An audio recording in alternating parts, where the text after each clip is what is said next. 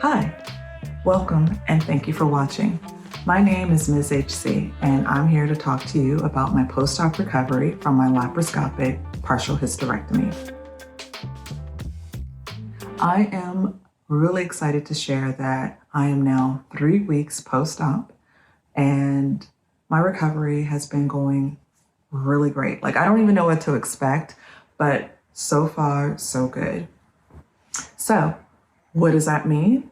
Well, that means that, yeah, I still have some aches and pains. Don't get me wrong. I use my heating pad every day, and maybe it's just a comfort thing because it's heat and it just feels good. But I use my heating pad still every day. But post-recovery, like, my pain level has been on a scale of 1 to 10. I'm at a 1. Pretty much usually at a 0.5, actually, almost on an everyday basis.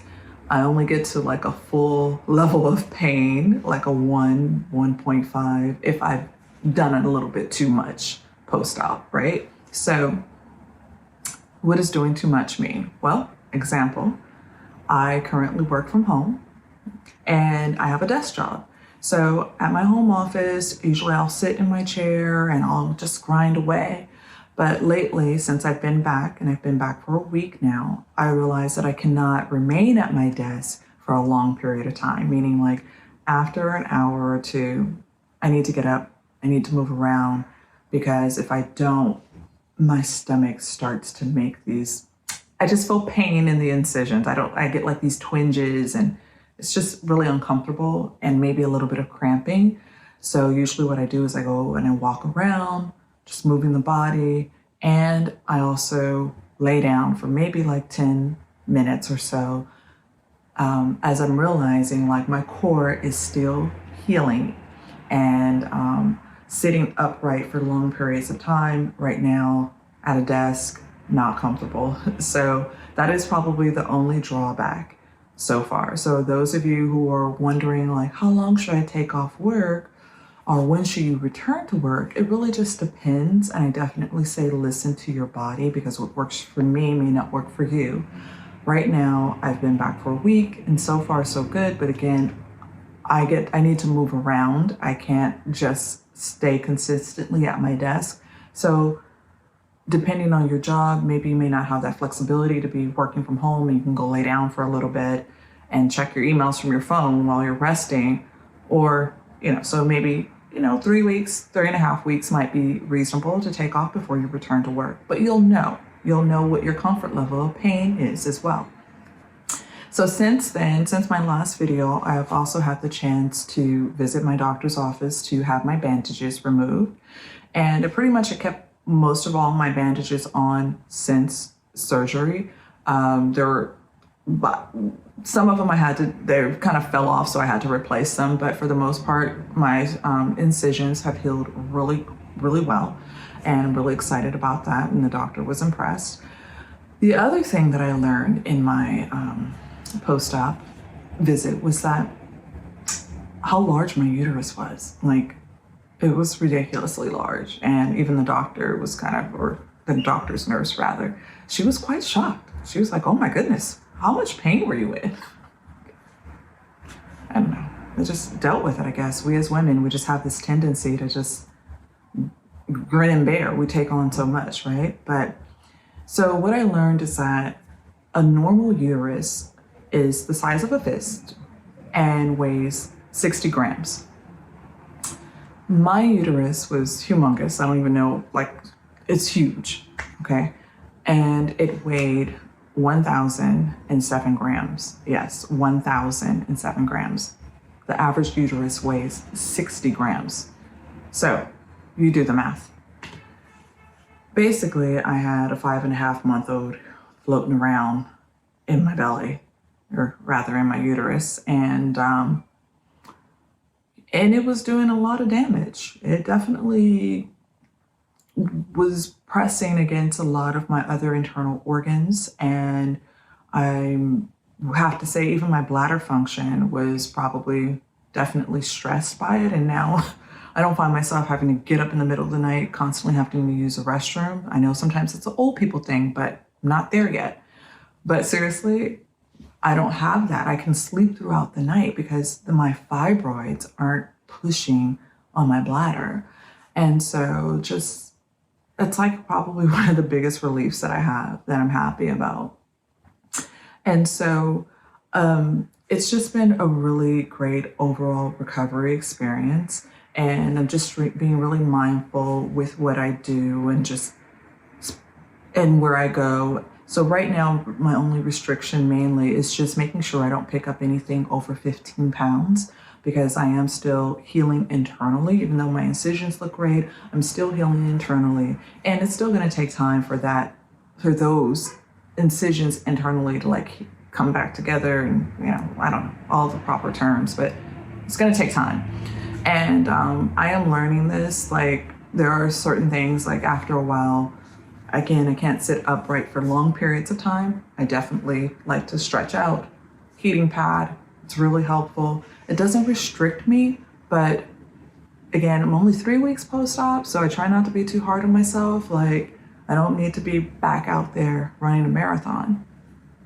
I made the mistake over the weekend, thinking that I could hang out for long periods of time. Unfortunately, not yet. I found myself over the weekend feeling really lightheaded. Now, I don't know why that is. I don't suffer from vertigo or low blood sugar or anything weird like that. Not to say that it's weird, not to offend anybody, but I don't suffer from those things. And so therefore, I found myself having to sit down and just kind of like, okay, I'm not sure why I feel a little dizzy and woozy, but I'm gonna sit down. And once I started feeling better, I moved on to another location with some friends and just hanging out. And again, sitting for a long period of time on a bar stool. After a few hours, I was in a lot of pain. Won't lie, I was in a lot of pain and I had to leave. I had to go. I had to take my 800 milligram ibuprofen and go home and lay down. So, I mean, take this for what it's worth. You definitely have to just listen to your body and do what's best for you. I continue to do stretching exercises, really just to stretch my back and to stretch my core, a little bit of yoga. Not a yogi, but I do some yoga stuff just to really kind of stretch everything out. And if anything feels uncomfortable, then I don't do it. I do have a Peloton, and I tried one day to get on my Peloton, and yeah, that wasn't probably the best idea. Again, my core is not stable yet. And so, being like hunched over on the bike and you're riding your life away, not the greatest idea. Even though I only did it for like a 10-minute spin, it wasn't a great idea. I was in a lot of pain the next day, mostly from my back because my back was taking the brunt of everything. So to those that are watching, even though I'm 3 weeks post-op, I still gotta take it easy. I still have pain, aches and pains, but for the most part, overall, I have to say I feel really good, and my healing journey has been great. I'm just super excited to know like this whole thing is behind me. What else would I could share? I think one of the other things that I dealt with briefly last week is I felt like I had I guess something coming on like a UTI. I've never had a UTI before, but it felt something wasn't right. I kept finding myself having to go to the bathroom frequently, but it would be like short little bathroom urination breaks. And so I did a little Google Smoogle, and yeah, that was like the signs of a UTI. So I just got some like Azo, I believe it's called, and they're like for urinary tract infections, and they're just 100% cranberry pills. And I took those for about 3 to 4 days, and whatever was going on downstairs, it's way better. I believe that the reason why I was feeling the way that I was regarding a UTI is because you do have to have a catheter put inside of you during your surgery. And so it probably just really just irritated me, even though that's like a week or two later. It's still like the body functions however the body functions, but it was something that I did deal with. And overall, like again, I've been feeling really good. I'm just happy with my progress. I am going to continue to provide updates on how I'm feeling, as well as I want to provide some detail on like some preparation that really will be of help before you go into surgery. I'm also going to provide details of other post-op recovery things that have been really helpful for me, and just like things to buy to prepare you for your surgery, and just big and small things. Trust me, there's so many things that like you may or may not remember, or things you may forget, but just really I'm going to detail a little bit more about how I've dealt with this whole situation. But overall, I just want to be able to share as much as possible with you guys, so that way if you have a loved one or if it's you yourself that is getting ready to prepare for having this surgery, you have all the tools that you need in your toolbox. And of course you want to talk to your doctor, and please know that everybody's body is different. So what works for me may not work for you, but hey, I'm still willing to share my journey and my story to be of help to whoever's watching this video. So with that said, thank you for watching and have a great day.